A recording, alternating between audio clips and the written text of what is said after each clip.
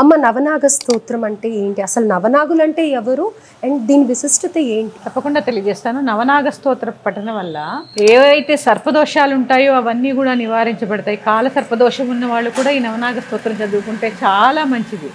సంతానం, ఆరోగ్యం, విజయం, సంపద ఇవన్నీ కలుగుతాయి ఈ నవనాగ స్తోత్రం. ప్రతి ఒక్కళ్ళు చదువుకో. సంతానం కోరేవారే కాదమ్మా, మీకు విజయం కావాలన్నా ఈ నవనాగ స్తోత్రం. ఎందుకంటే పాతాళ లోకాన్ని పాలించేవాడు నాగరాజు, అవునా కదా, ఆయన మీదే ఉందాం మనం. అందుకే పుట్టలో ఉంటాయి పాములు, అగ్ని ఎక్కడ ఉంటాయి, కిందకు ఉంటాయి, భూమి లోపల ఉంటాయి, పాతాళ లోకంలో ఉంటాయి. పాతాళ లోకానికి రాజు ఎవరు? నాగరాజు. అలాంటి నాగరాజు మనల్ని పాలించండి, ఆయన మీద ఉన్నాం మనం భూమి మీద. అంటే ఇక్కడ ఏంటి అంటే నాగదోషం అంటే కేవలం వివాహం సంతానమే అనుకుంటారు, కాదమ్మా. అప్పుల బాధలు, అప్పులకు కూడా నాగులు, సంపద, ఆరోగ్యం ఇవన్నీ కూడా, నరములకు సంబంధించిన వ్యాధులన్నీ పోతాయి ఈ నవనాగ స్తోత్రం చదువుకోవడం వల్ల. అసలు ఈ నవనాగులు అంటే ఎవరు అంటే, ఎన్ని రకాల నాగులు ఉన్నాయో ఆ నాగులకి రాజులు, వాటి పేర్లు, అంటే ఆ నాగుల యొక్క రకాలు, వాళ్ళ పేర్లు తెలుసుకునే ప్రయత్నం చేద్దాం. 9 మందులు కూడా రాజులు, అంటే రాజులు అంటే అంతేనమ్మా, నాగలోకానికి రాజులు 9 మంది. ఇప్పుడు మనుషులు ఎన్ని రకాలు ఉంటారు?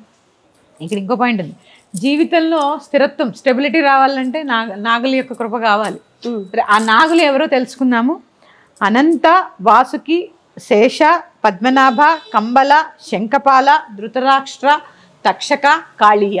కాళీయ అంటే అందరికీ తెలుసు, కాళీయుని పడగ పైన అని ముద్దుగారు యశోద పాటలో కృష్ణుడు నృత్యం చేసింది మనం చూస్తూ ఉంటాం. ఆ కాళీయం అంటే ఇవి ఇన్ని రకాల జాతులు కలిగినటువంటి పాములు, నాగులు. నాగులు ఇవి స్మరించుకోవడం వల్ల సకల దోష నివారణము, జీవితంలో స్థిరత్వము, శాంతి, సంపద, విజయము కూడా లభిస్తాయి. అలాగే చెప్పాను కదా, యోగ్యమైన సంతానము మనకి లభిస్తుంది. మరి గర్భం దాల్చే ముందు అని చెప్పి ఇందాక మాట్లాడాం కదా, గర్భంతో ఉన్నప్పుడు కానీ లేకపోతే గర్భం దాల్చే ముందు కానీ పాముల గురించి ఆలోచించొద్దు, పాముల్ని చూడొద్దు ఇలా అంటూ ఉంటారు కదమ్మా. మరి దానికి దీనికి ఏమైనా సంబంధం ఉందా? అంటే సహజంగానే పాముల్ని చూడొద్దని మనం అనుకుంటే ఎలా అనుకుంటుందమ్మా, పాములు కూడా అనుకుంటాయంట, నరుడు కంట నేను పడద్దు, నాకంట నరుడు పడద్దు అనుకుంటూ ఉంటాయట. వాటి జోలికి మనం వెళితేనే కదా. అసలు ఇప్పుడు పాములు ఎక్కడ కనిపిస్తున్నాయమ్మా ఈ అరణ్యంలో, ఈ కాంక్రీట్ అడవిలో పాములు ఎక్కడ కనిపిస్తున్నాయి? వాటిని కూడా ఉండనిస్తున్నామా మనం? పాములు కనపడే అంత ఏం లేదు. కళలో ఏదైనా పాములు వస్తే మళ్ళీ కళ్ళ శాస్త్రంలోకి వెళుతుంది, అదంతా వేరే విషయం.